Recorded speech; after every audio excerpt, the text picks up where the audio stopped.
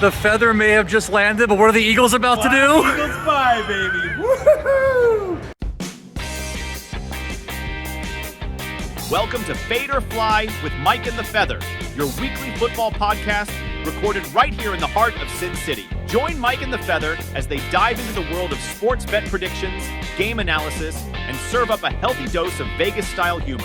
Whether you're looking to ride the winning streak or soar to new heights in your football knowledge, this is the podcast for you. Let's embark on this gridiron adventure together from the entertainment capital of the world.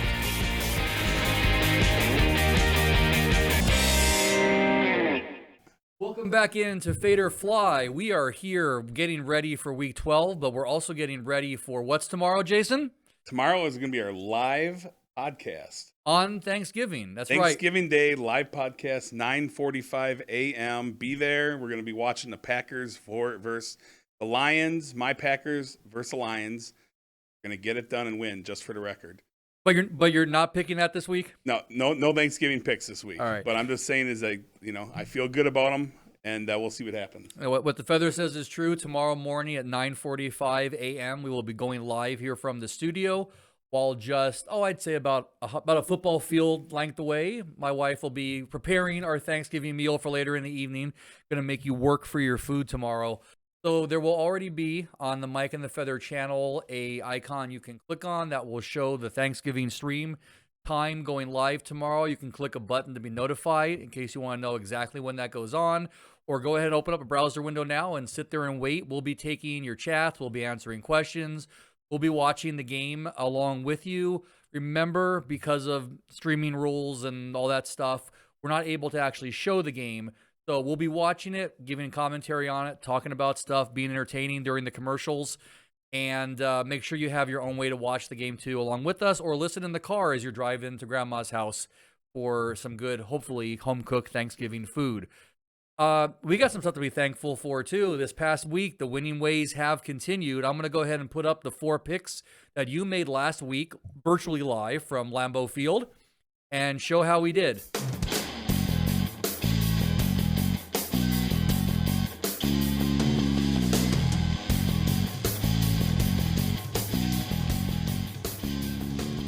All right, so, yeah, those 4 picks. Actually, a good week. What was the total outcome? Total outcome was great. We were 3-1, obviously, and plus 11.8 units, almost plus 12 units. And we just fell shy. Detroit did not cover against Chicago. They were about to lose that game, and they came back, won by 5, did not cover the 9. So that little 2-unit play, no big deal. Lost that one, but we went 2-0 on 4-unit plays and 1-0 on the big 6-unit play, first one of the year. Exciting stuff. I mean, the games were entertaining. I called 2 blowouts. I said Jacksonville would get the blowout, win pretty big, and same with the Bills, and they both did. Both those games were pretty much foregone early on, and now we'll talk a little bit about the Chiefs game. How about them Chiefs? I tell you, I called that just as well. I mean, the Eagles fly. And the Chiefs got a little bit befuddled by receivers who just aren't showing up for work. I mean, obviously, that was a close one. That pass was Scantling, wasn't it? MVS. Yeah.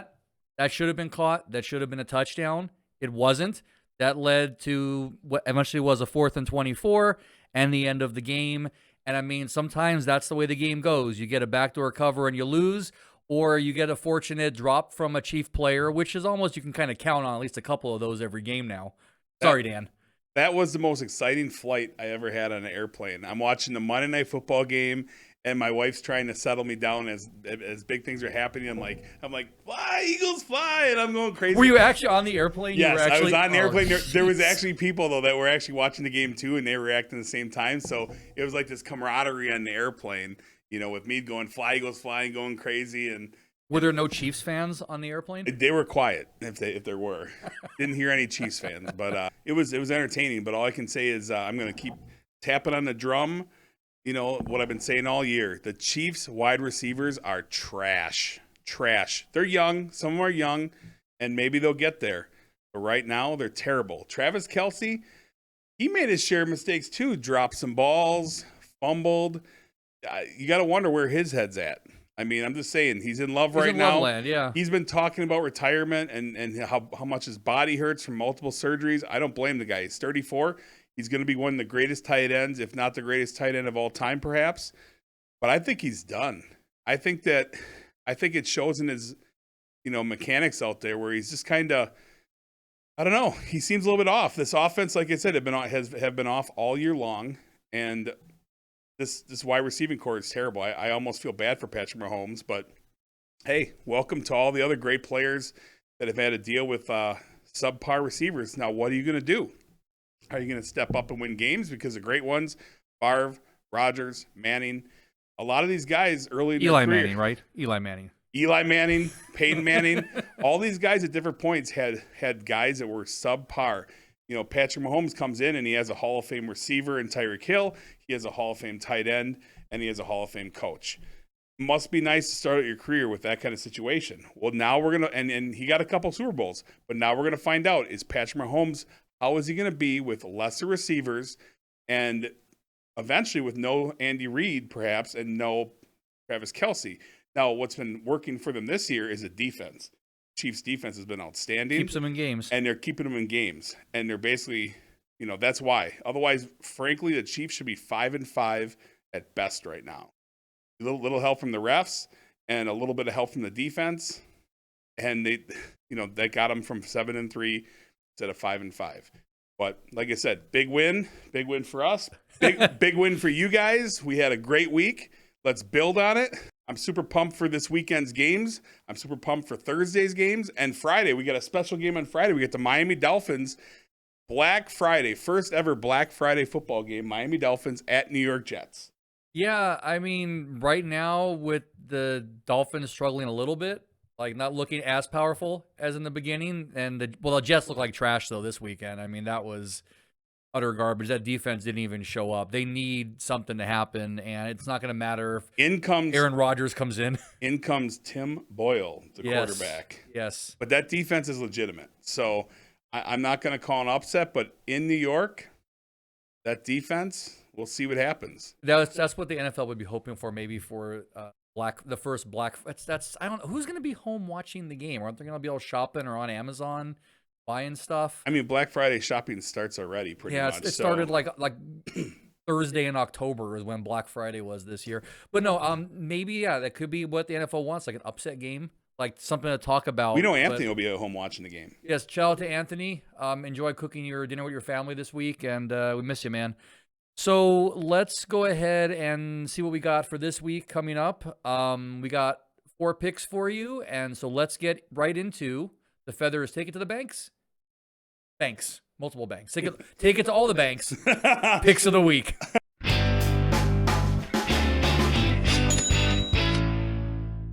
All right, so here we go. I'm getting old hat at this. Week 12, we're going to start with the 7-3 Jaguars at the 6-4 Houston Texans.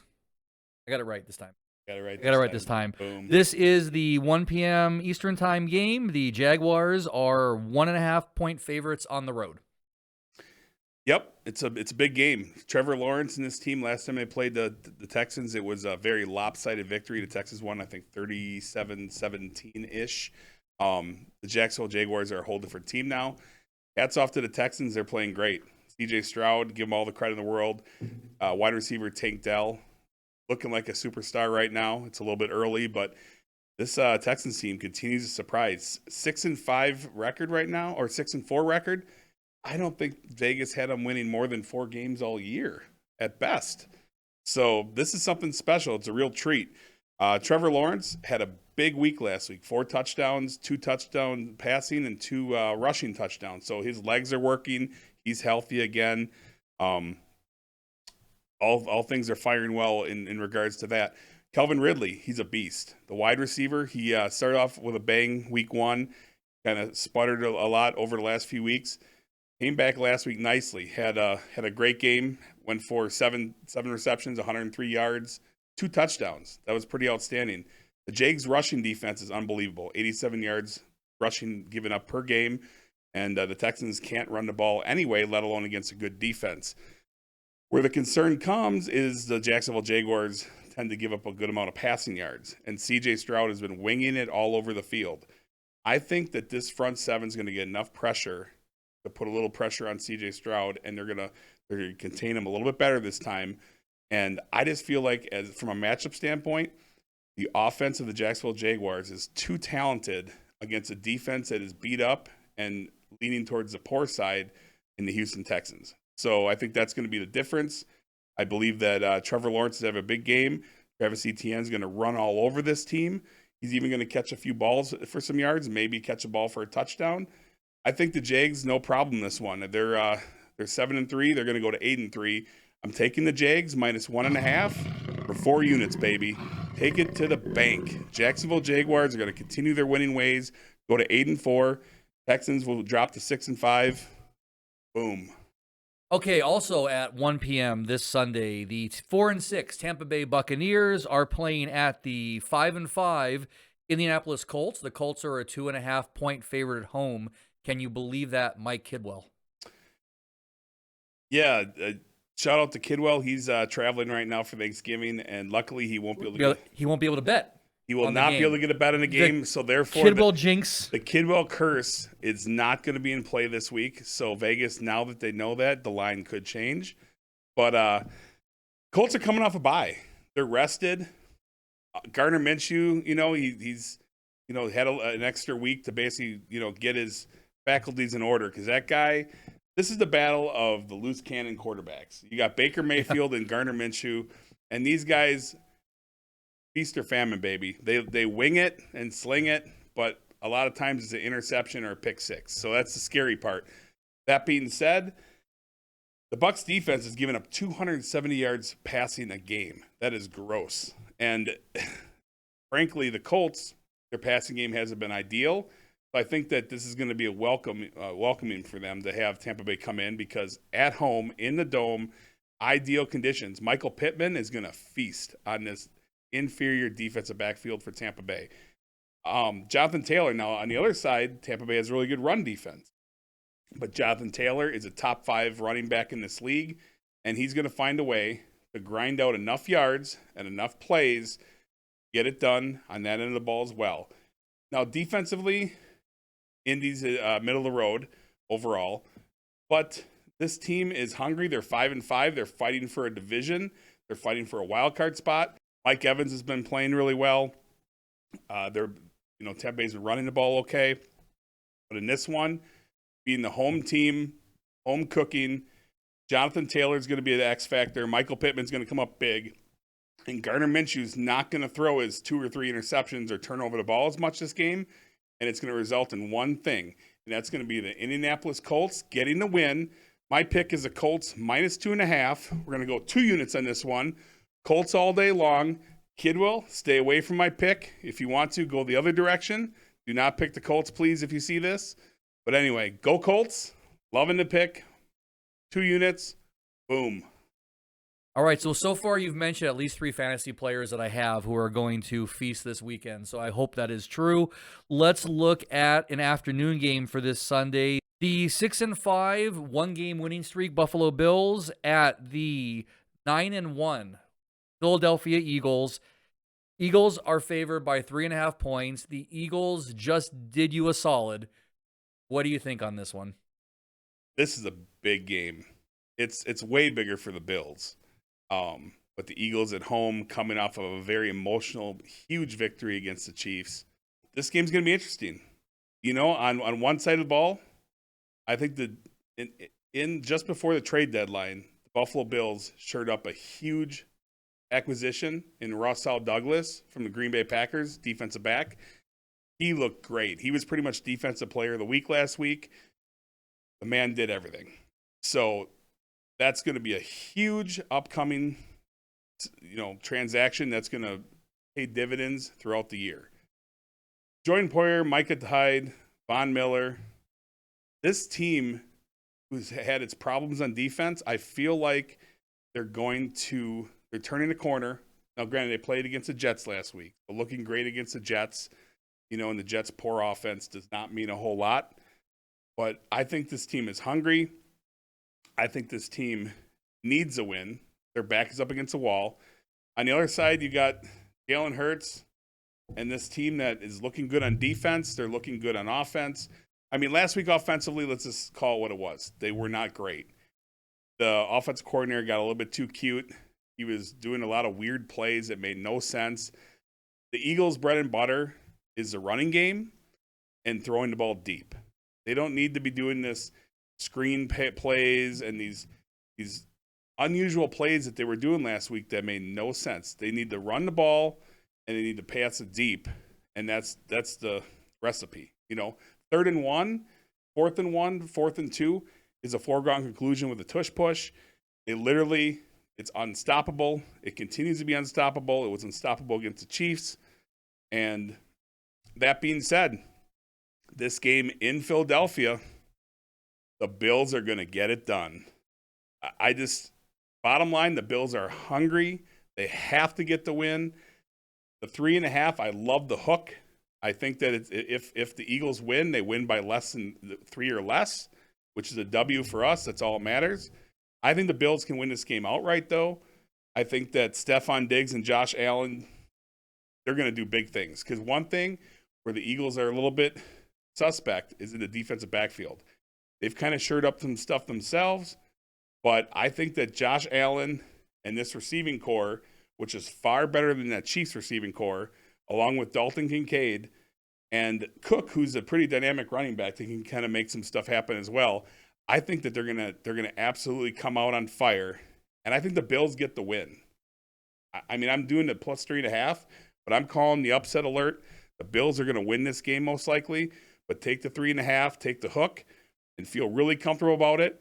And we're gonna go 4 units on this one. Buffalo Bills, 4 units, plus 3.5 all day long.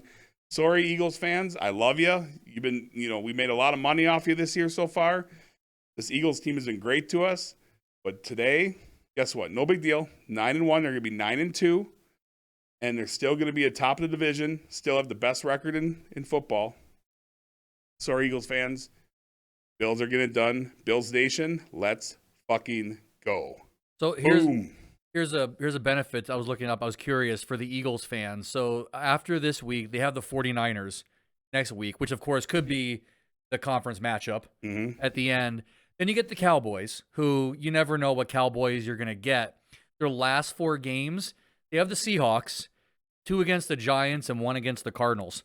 So by strength of schedule, the Bills have to go from the Eagles to the Chiefs to the Cowboys to the Chargers and the Patriots and then the Dolphins. Obviously, NFL is expecting that Bills-Dolphins rivalry division this year to make it the last game. And it's the flex game.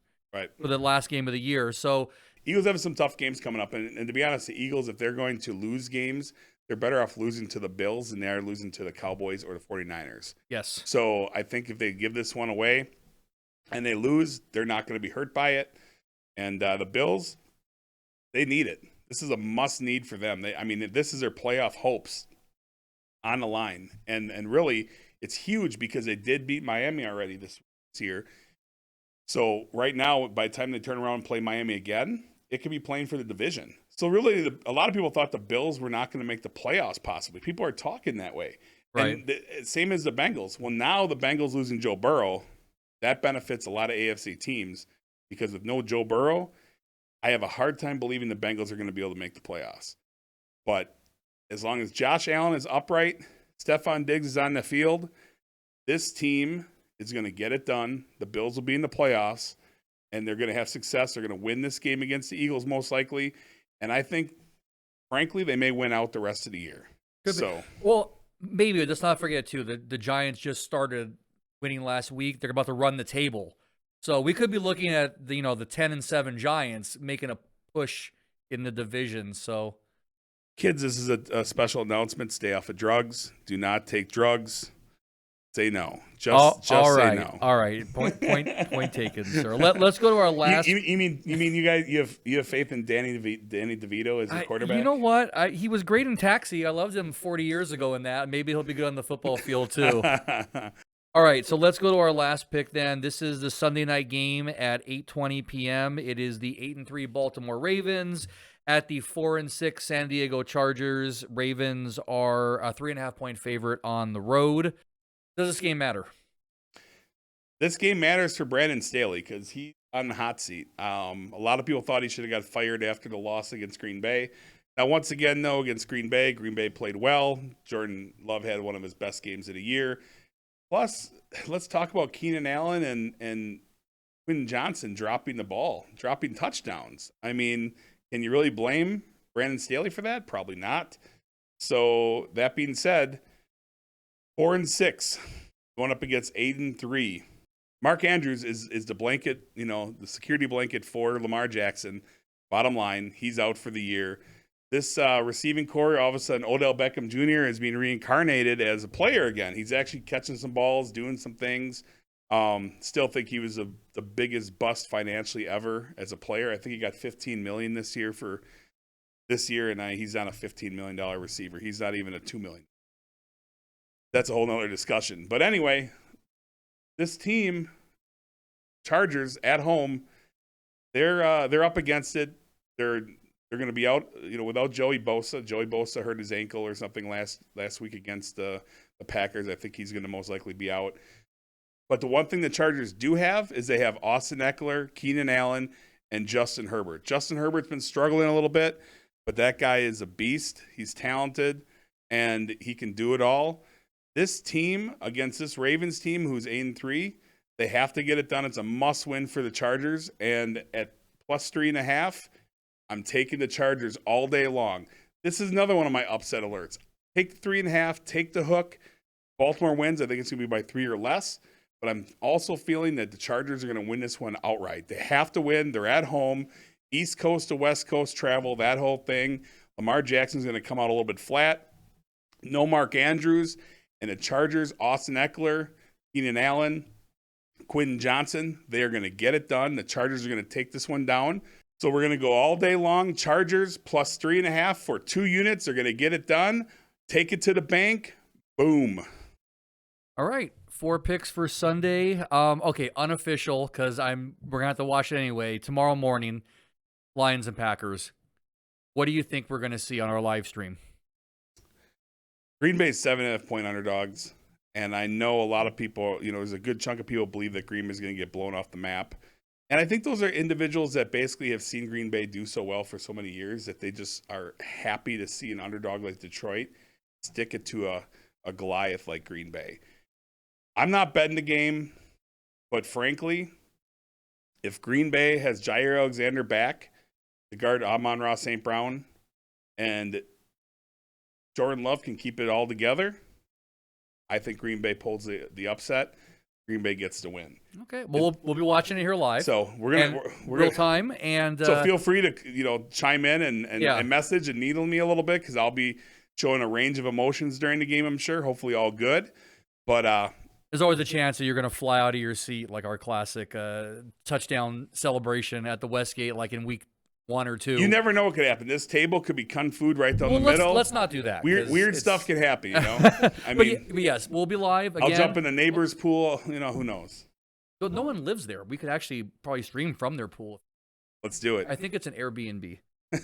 Yes, so 9:45 tomorrow again. We'll be live. We'll be able to take chat messages over YouTube. Feel free to ask us anything. There are certain questions I expect to be incoming. We'll answer everything openly and honestly. Talk about betting. We'll give you some in-game line bettings, maybe some tips. We'll show you how fantasy football questions. Mike and I are on top of the mountain right now. I'll take some video game questions. Whatever you guys want. We just want to have a good time with you. If it goes well, we'll roll it into the afternoon game. But by 4:30, just down the field again, so to speak, I'll be hosting Thanksgiving. And so we hope you guys are having a safe holiday middle of the week. It's crazy. Like, who knew? Once again, Thanksgiving on a Thursday. Like, what are the odds? I'm looking forward to turkey. Get in my belly. Yes, we got the 23-pound turkey because we knew you were coming. 23-pound turkey. What, are you going to start cooking it tonight? Yeah, actually, probably. All right, guys. Big weekend coming up. Big Thanksgiving games tomorrow. As always, take it to the bank. Boom. In the words of the great Samuel Jackson, gobble, gobble, mother.